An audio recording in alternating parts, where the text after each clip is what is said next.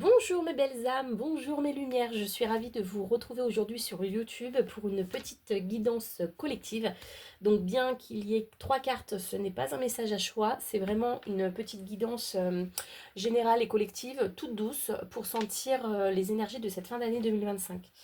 J'ai décidé de la faire en petit format, c'est pour ça que j'ai coupé au montage les... Enfin non, je ne vous ai pas filmé le battement des cartes parce que j'ai pas mon adolescente sous le coude pour me faire les coupures, etc. Donc je découvre en même temps que vous les cartes, par contre, je les ai pas retournées avant. C'est plus ou moins du direct, hein, on est d'accord. On va voir ensemble du coup ce que cette période va nous inviter à comprendre, à intégrer et à célébrer avant d'entrer dans cette nouvelle année 2026. Donc comme toujours, mon petit chouchou, je travaille avec le tarot, c'est le Rider White. Je ne sais pas où j'ai mis la boîte. Ah, elle est là. Hop. Voilà. Et l'oracle Garance. Voilà. Je vous les mettrai en lien dans la description. Voilà. Voilà. Les cartes, l'oracle de Garance, que je découvre un peu plus ces derniers temps. Je ne l'utilisais pas beaucoup, donc là j'ai décidé de l'utiliser.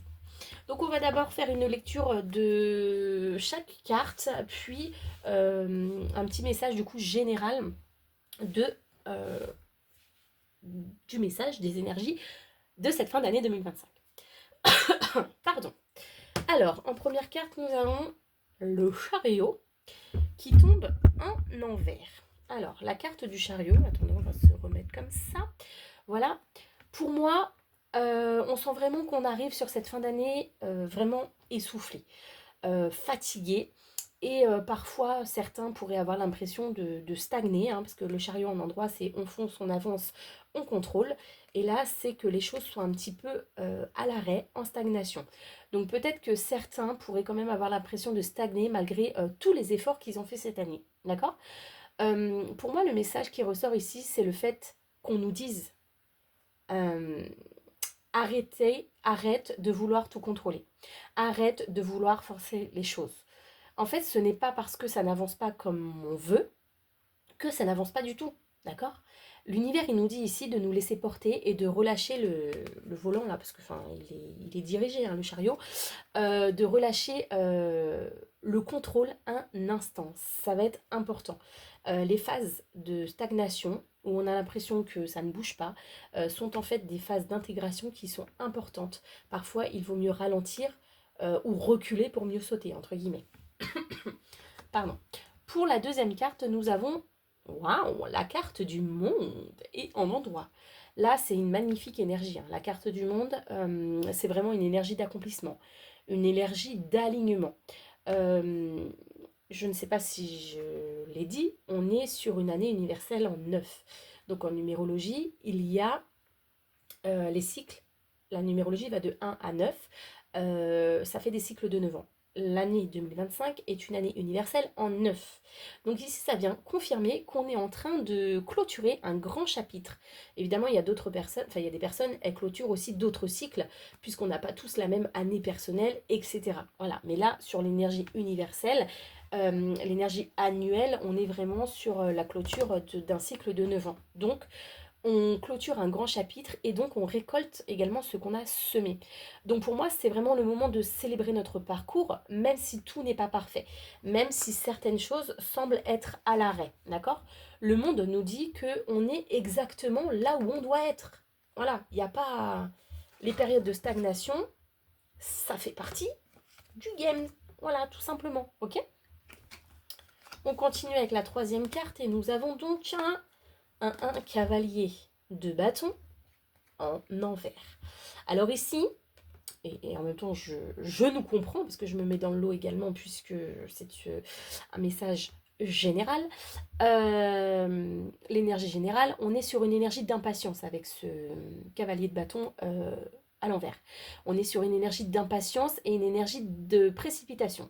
Là, lui, là, à l'envers, il nous dit de ne pas foncer tête baissée dans les projets de 2026. Euh, J'entends vraiment qu'avant de nous lancer ou de nous relancer dans le feu de l'action, en plus année 1, donc évidemment énergie d'action, hein, en 2026, il va falloir prendre le temps de se recentrer, de se reposer et de se réaligner avec nos vraies envies sur cette fin d'année 2025. Donc ça rejoint le chariot où on a l'impression un petit peu de stagner. Ça fait partie, pardon, ça fait partie du jeu, entre guillemets, de profiter, voilà, il faut se poser, il faut profiter. Excusez-moi. On passe à l'oracle de Garance avec deux petites cartes. Alors, on a la carte, eh bien, célébration. Pour moi, elle va avec la carte du monde, hein. Clairement. Ça vient nous confirmer l'énergie du monde, je pense, hein. Enfin, je le ressens comme ça, moi. Voilà. Pour moi, on nous invite à célébrer ce qu'on a traversé au cours de cette année ou de ce cycle de 9 ans. Ça nous invite à célébrer ce qu'on a compris. Ça nous invite à célébrer également les liens que l'on a pu créer. Et surtout aussi les pas. On parlait des pas. Les pas qu'on a fait vers soi-même. Petit pas par petit pas. Comment on dit en anglais? Step by step. Voilà. En gros, j'entends ici avec ce message que même les petites victoires comptent. Voilà, tout simplement. C'est le message que j'entends ici et qui est important et intéressant. Et on finit avec la carte du choix, avec l'oracle de Garance. Ici, cette carte, pour moi, elle nous dit que c'est pas le moment de douter, que c'est vraiment le moment de choisir en conscience. Choisir la paix, choisir la confiance, choisir la foi, hein, voilà, la confiance, la foi, choisir finalement ce qu'on a envie d'emporter avec nous pour cette nouvelle année et ce qu'on décide de laisser à 2025. Voilà pourquoi on a un temps de repos, je dirais. Donc, pour clôturer cette petite guidance, ce petit message général, eh bien, le message est simple. Pour moi, on nous invite à ralentir, on nous invite à célébrer et on nous invite à choisir. Pour moi, 2025 nous a permis de tester, nous a permis de nous ajuster et parfois effectivement de tomber. Mais comme je le disais tout à l'heure, pour mieux comprendre finalement ce qu'on veut vraiment, tout simplement. D'accord ? Et maintenant, l'univers, il nous dit de nous préparer à entrer dans 2026 avec le cœur plus léger et la foi. Je regarde la foi là depuis tout à l'heure, il y a marqué foi. La foi plus solide, solide en tout cas. Voilà le message que j'ai pour vous aujourd'hui. Donc je vous souhaite en ce 12 novembre 2025 une belle fin d'année remplie de douceur et de gratitude et de lumière. Je vous remercie d'être toujours là depuis le début de cette aventure des Lumières de Coralie.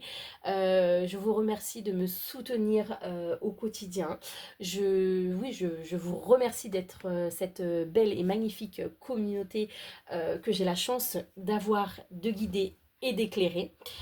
Donc je ne sais pas si le retour sur YouTube sera, comment on dit, de façon plus fluide ou pas. Enfin, voilà, que je vais moins espacer les vidéos. Je verrai là où je suis portée, voilà. Sans me précipiter évidemment, voilà, sans être impatiente. Évidemment, je prends le message pour moi aussi, bien sûr. Donc si le message t'a parlé, eh bien, je t'invite à liker. Je t'invite à commenter et même à me partager ta propre énergie du moment si tu le souhaites, parce que je suis là pour ça. J'aime énormément partager avec vous. Donc voilà, je te remercie, toi qui as pris le temps d'écouter cette vidéo, de mettre un petit like, tout ça pour tout ça. Je te retrouve très vite pour une nouvelle guidance. Je te retrouve en tout cas quotidiennement sur Instagram. Tu peux donc me suivre sur YouTube et également maintenant sur TikTok. Voilà, voilà. Je vous fais des bisous et je vous dis à bientôt. Bisous, bisous.